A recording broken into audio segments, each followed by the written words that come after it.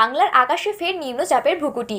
আবারও সক্রিয় হয়েছে মৌসুমী নিম্নচাপ। তার জেরেই টানা বৃষ্টি ভিজিয়ে দিচ্ছে কলকাতা সহ উত্তর ও দক্ষিণবঙ্গের বিস্তীর্ণ এলাকা। আবহাওয়া দফতর ইতিমধ্যেই জারি করেছে হলুদ সতর্কতা, অর্থাৎ আগামী কয়েকদিন ধরেই একাধিক জেলায় বজ্রবিদ্যুৎ সহ বৃষ্টি হওয়ার প্রবল সম্ভাবনা রয়েছে।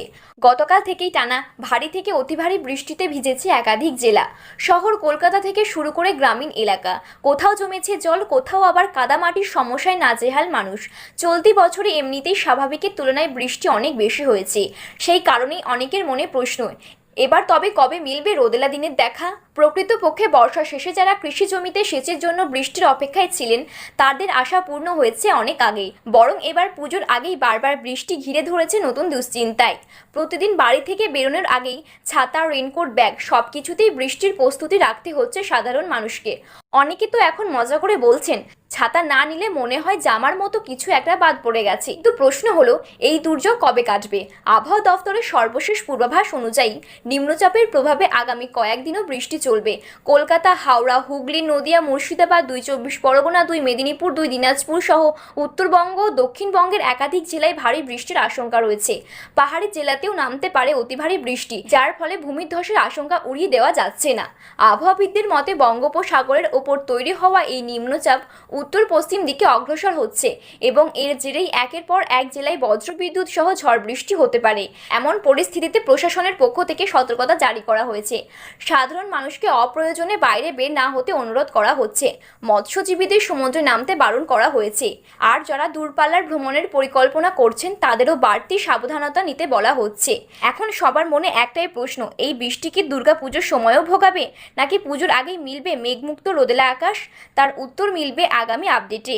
এই পূর্বাভাসে আরও বিস্তারিত তথ্য ও আপনাদের জেলার আপডেট জানতে অবশ্যই ভিডিওটি শেষ পর্যন্ত দেখবেন। আপনার জেলার নাম ভিডিওর কমেন্ট বক্সে লিখে জানান এবং আপনার জেলায় বৃষ্টির পরিস্থিতি এখন কেমন। ভিডিওটি ভালো লাগলে একটি লাইক করবেন, আর যদি এই চ্যানেলটিতে নতুন দর্শক হয়ে থাকেন তাহলে চ্যানেলটি সাবস্ক্রাইব করে পাশে থাকা বেল বাটনটি অল করে রেখে দেবেন, যাতে বাংলার আবহাওয়ার প্রতিটি নতুন আপডেট সবার আগে পান। পর্যটক ও পুণ্যার্থীদের জন্য গঙ্গাসাগরের সমুদ্র স্নানে নিষেধাজ্ঞা জারি করে মাইকে প্রচার করা হচ্ছে।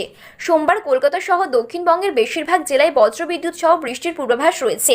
মঙ্গলবার পর্যন্ত বিক্ষিপ্তভাবে ভারী বৃষ্টি, উত্তরবঙ্গে বিক্ষিপ্তভাবে ভারী বৃষ্টি চলবে। রবিবার দার্জিলিং সহ ওপরের 5 জেলায় ভারী বৃষ্টি। সোমবার পর্যন্ত বিক্ষিপ্তভাবে ভারী বৃষ্টি থাকবে ওপরের দিকে 2-1 জেলায়। মঙ্গলবার ভারী বৃষ্টি থাকবে শুধুমাত্র দক্ষিণ চব্বিশ পরগনা ও সংলগ্ন উপকূলের অংশে। বুধবার থেকে দক্ষিণবঙ্গে ভারী বৃষ্টির সম্ভাবনা নেই, তবে বিক্ষিপ্তভাবে বজ্রবিদ্যুৎ সহ বৃষ্টি চলবে বৃহস্পতিবারেও। পূর্ব রাজস্থানেও প্রবল বৃষ্টির আশঙ্কা রয়েছে। অতি ভারী বৃষ্টির সতর্কতা দিল্লি, হরিয়ানা, চণ্ডীগড়ে। বিহার ও ঝাড়খণ্ডে অতি ভারী বৃষ্টির সতর্কতা। ছত্তিশগড়, গুজরাট ও উত্তরাখণ্ডে অতি ভারী বৃষ্টির সম্ভাবনা রয়েছে মধ্যপ্রদেশ ও রাজস্থানে। ভারী বৃষ্টির পূর্বাভাস রয়েছে অরুণাচল প্রদেশ, আসাম এবং মেঘালয়ে। ভারী বৃষ্টি হবে নাগাল্যান্ড, মিজোরাম, মণিপুর ও ত্রিপুরায়।